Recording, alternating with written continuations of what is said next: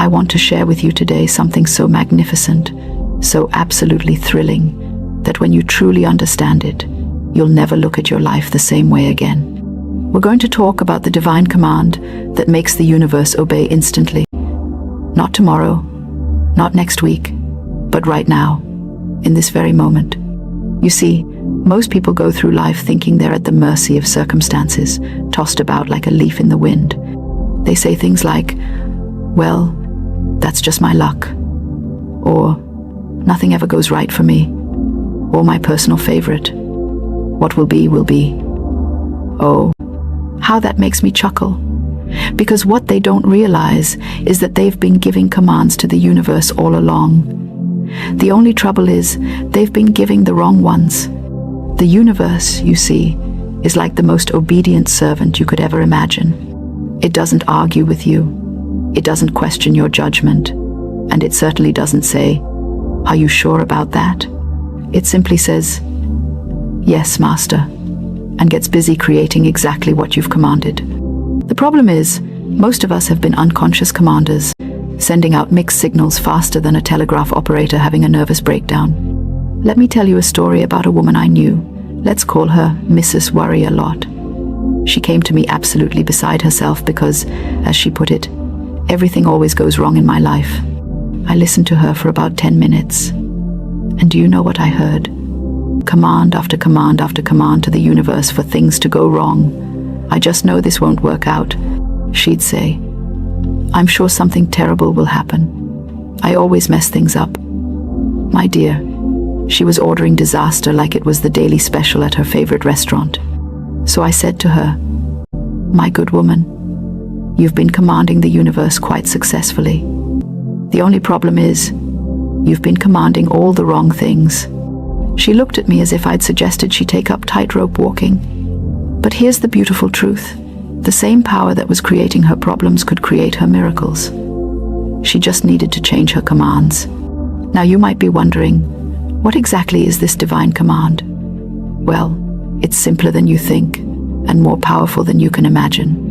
It's the spoken word backed by unwavering faith. Not hope, mind you, not wishful thinking, but absolute rock-solid faith that knows, without a shadow of a doubt, that what you speak must come to pass. The Bible tells us that God said, "Let there be light," and there was light. He didn't say, "Well, let's see if we can get some light going here," or, "I hope this light thing works out." He commanded, and it was done. And here's the magnificent part. We're made in His image. That same creative power flows through us. We are co-creators with the divine, armed with the same tool that spoke the universe into existence, the Word. But here's where it gets interesting, and where most people trip themselves up. They think they can speak one way and believe another.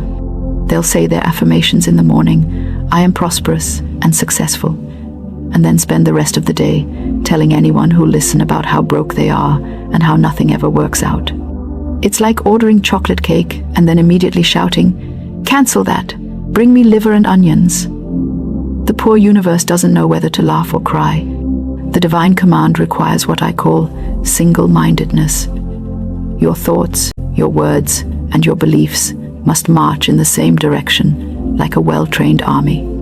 When they're all aligned, pointing toward the same goal, that's when miracles happen so fast it'll make your head spin.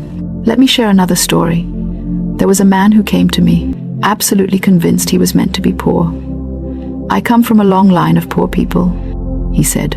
"My father was poor, his father was poor, and his father before him was poor. It's just our lot in life." I had to bite my tongue to keep from laughing. Here was a man who had inherited poverty like it was the family silverware, polishing it lovingly and passing it down to the next generation. "My good man," I said, "you've been commanding poverty with such dedication. You deserve a medal. But what if you commanded prosperity with the same unwavering faith?"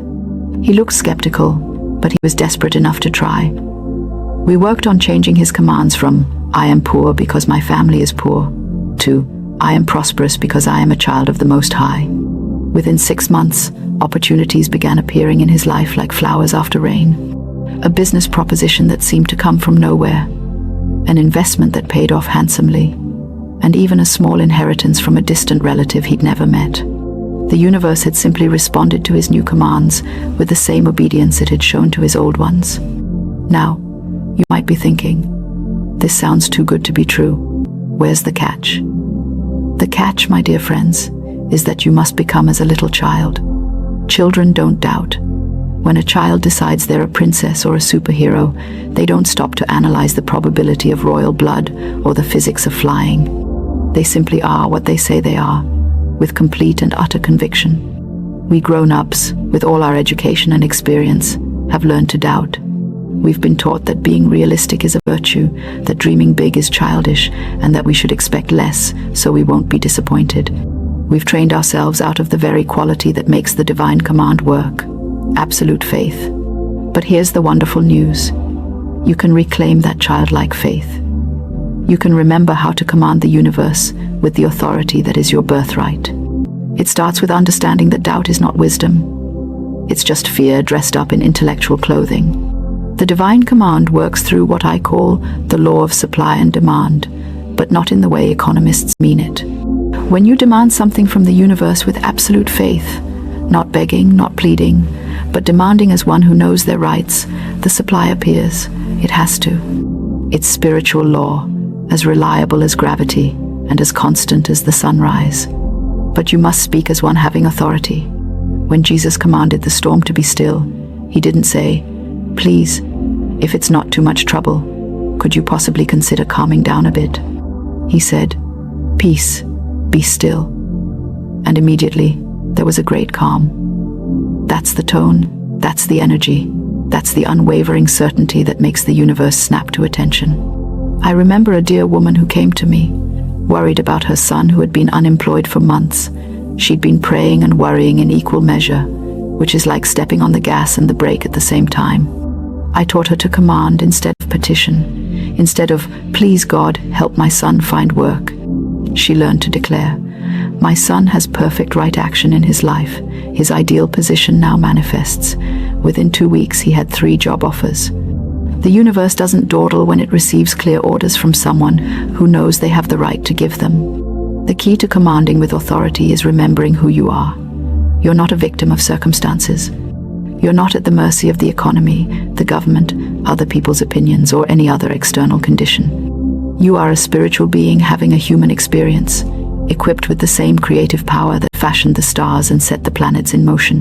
When you truly grasp this, not just intellectually, but in every cell of your being, your words carry a different vibration. They ring with authority because they come from someone who knows their divine inheritance. The universe recognizes this vibration and responds accordingly. But remember, the divine command isn't just about getting what you want. It's about aligning yourself with the highest good, with divine order, with what's meant to be. Sometimes what we think we want isn't what's best for us, and the universe, in its infinite wisdom, brings us something even better than what we asked for. I always tell people to end their commands with this or something better. It gives the universe permission to exceed your expectations, and believe me, it loves to show off. You might command a new job and receive a business opportunity that makes you your own boss. You might command healing and find not just physical wellness but emotional and spiritual transformation as well. The most important thing to remember is that the universe is always saying yes to you. It's saying yes to your fears, yes to your doubts, yes to your limiting beliefs, and yes to your grandest dreams. The choice of what it says yes to is entirely up to you. You are the commander, and the universe is your willing servant. So starting today, beginning right now, I challenge you to become conscious of your commands. Listen to your words, watch your thoughts, and notice what you're ordering from the cosmic kitchen. Are you commanding lack or abundance, sickness or health, failure or success, love or loneliness? Whatever you've been commanding unconsciously, you can change consciously. The power is in your mouth, backed by the faith in your heart, supported by the truth of your divine nature. You are not here to be small, to struggle, to barely get by. You are here to demonstrate the magnificence of the creative power that flows through you. Remember, my dear friends, every time you speak, you're either commanding the universe to expand your good or contract it. There's no neutral ground. So why not command miracles? Why not demand the best life has to offer? Why not speak with the authority of one who knows they are beloved children of the Most High, entitled to every good thing? The divine command that makes the universe obey instantly isn't some mystical secret known only to a chosen few. It's your birthright, your inheritance, your natural spiritual technology. Use it wisely, use it boldly, and use it with love. Start with something small if you must, just to build your faith muscles. Command a parking space, a green light, or a beautiful day. Watch how quickly the universe responds when you speak with conviction rather than hope. Then gradually work up to the bigger things: perfect health, abundant prosperity, ideal relationships, meaningful work. The universe is waiting for your commands, my friends. It's been waiting your whole life. So what are you waiting for? Step up to your divine authority. Speak your word with power. Command your good to manifest now. The universe is listening, and it's ready to obey instantly. If this message has stirred something in your heart, if you can feel the truth of your own divine authority beginning to awaken, then share this with others who need to remember their power. Leave a comment about your first divine command experiment. Subscribe for more wisdom about living the abundant life that's your spiritual inheritance. And remember, you're not just a human being hoping for the best. You're a divine commander, and it's time to start acting like it. The universe